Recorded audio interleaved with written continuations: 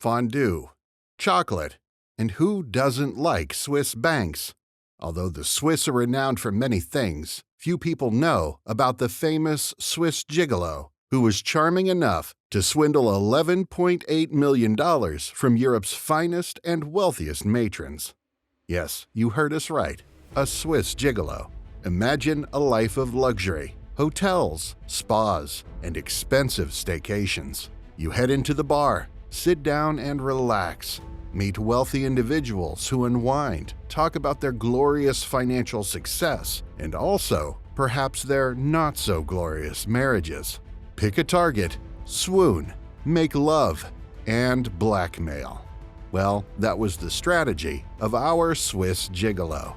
Helg Sgarbi is an attractive, tall, well-mannered 44-year-old former banker with an excellent aptitude for good affection.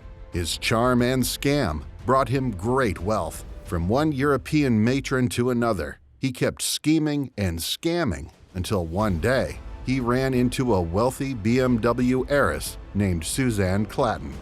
Suzanne is the wealthiest woman in all of Germany, the 50th richest woman in the world, and the owner of a sizable stake in Bavarian Motor Works. Despite owning a 21% stake in BMW, many individuals would describe her as awkward and obedient in her few public appearances. She consistently comes prepared to meetings with a list of questions scribbled on a legal pad. She is pushed for advancing alternative energy technology within the corporation by using her influence. And she was also a kind wife to her husband and business partner, Jan, and a loving mother to her 3 children. But one day, things changed for Miss Suzanne Klatten. On July 9, 2007, she took a break from the demands of her hectic life in Munich for 2 weeks. She went hiking in the Alpine foothills and indulged in opulent massages and manicures at the chic Lanzerhof Resort near Innsbruck, Austria. There, she met a man named Helg Sgarbi.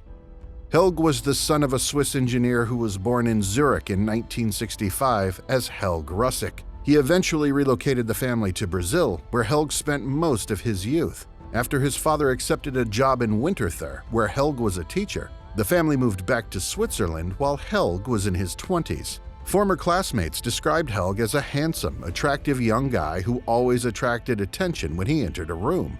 Helg yearned for the occasions when he could escape to the family's weekend house in Davos, the affluent European resort town.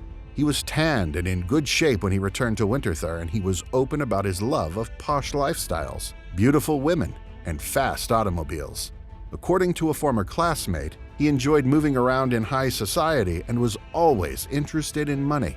Sgarbi graduated from the University of Zurich with a law degree and worked for Credit Suisse as an investment banker. He handled significant client accounts and focused on mergers, but his charm, drive, and way with women were exceptional.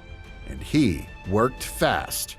In no time, they fell in love within weeks after the former investment banker convinced her he was a special advisor for the Swiss government and fed her a series of lies.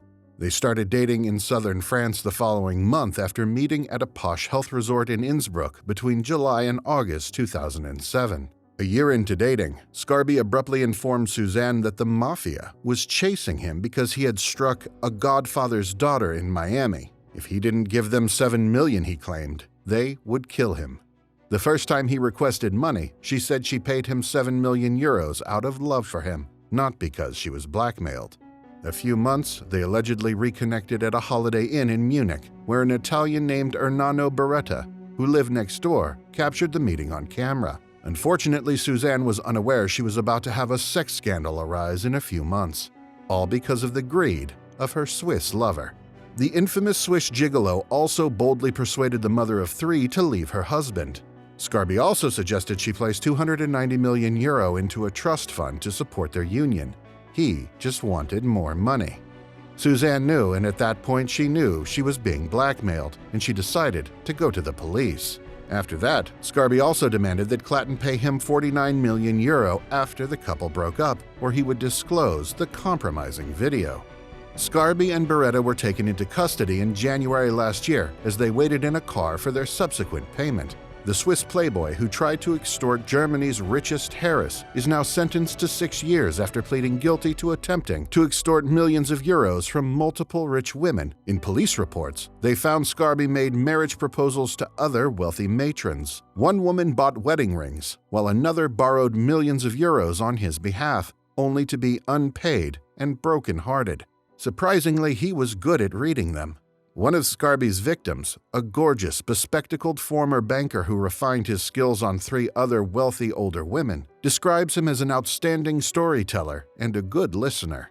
He even termed women as reading them as maps, studying and analyzing their attire, backgrounds, reading lists, charitable endeavors, pastimes, and vacation destinations. When he was arrested in 2008, the police seized his laptop, which had numerous Google searches and articles from newspapers and magazines concerning Clatton. Sgarbi, however, did not only rely on Google. In one of the few times she spoke publicly about the case, Clatton said she had defended herself in the name of all women of my family, and in the name of many other women, too. Creepily well thought of, right? And that's the story of the Swiss Gigolo, Helg Sgarbi, who charmed his way into the lives of Europe's richest women and swindled millions from them. What do you think of this incredible con artist? Share your thoughts in the comments below, and don't forget to like and subscribe.